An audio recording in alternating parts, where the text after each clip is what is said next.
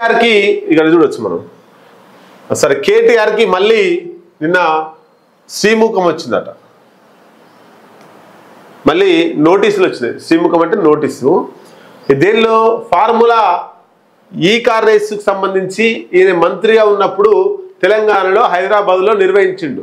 దాంట్లో money laundering జరిగింది, హవాల్ డబ్బులు మారినాయి, లక్షల రూపాయలు కేటీఆర్ ఎత్తుకపోయిండు, ఆయన కంపెనీ ఏర్పాటు చేసిండు బినామీ పేర్లతోటి. ఇట్లాంటి ఆరోపణలతోటి మొత్తం మీద ఆయన మీద విచారణ ప్రారంభమయ్యే అవకాశం ఉంది.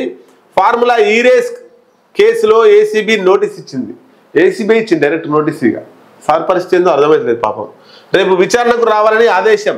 ముందే నిర్ణయించిన షెడ్యూల్ ప్రకారం విదేశాలకు వెళ్తున్నా, తిరిగి వచ్చిన తర్వాత హాజరవుతా.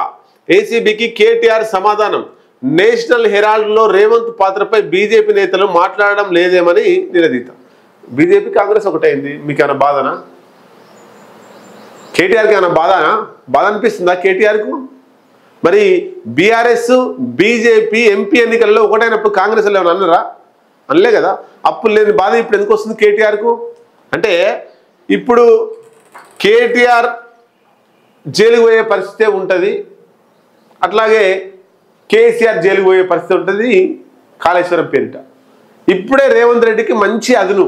ఇప్పుడు అరెస్ట్ చేసి జైలుకు పంపిస్తే 2 నెలల్లో 3 నెలల్లో మహా అయితే 6 నెలలు ఉంటారు. 6 నెలల తర్వాత వస్తే మళ్ళీ ఇంకా 2 ఏళ్ళ గ్యాప్ ఉంటుంది. అప్పటి వరకు జనాలు మర్చిపోతారు. జైలుకు వేయించినటువంటి సానుభూతి ఉండదు. పొరపాటున ఇప్పుడు కాకుండా 5-6 నెలల ఎలక్షన్ ముందు, సంవత్సరం ముందు, ఎలక్షన్ల ముందు జైలుకు పంపిస్తే రేవంత్ రెడ్డి మళ్ళీ ఇబ్బంది అయ్యి చంద్రబాబు ఆంధ్రప్రదేశ్లో ఎట్లా ముఖ్యమంత్రి అయ్యిండో మళ్ళీ బీఆర్ఎస్ పార్టీ అధికారంలోకి వచ్చే అవకాశం ఉంటుంది అని గమనించినటువంటి రేవంత్ రెడ్డి ఇప్పుడే ఇలా జైలుకు పంపించే అవకాశం ఉంది. స్థానిక సంస్థల ముందు ఏం పంపించాడు. స్థానిక సంస్థల ముందు పంపిస్తే మళ్ళీ అదొక బాధ.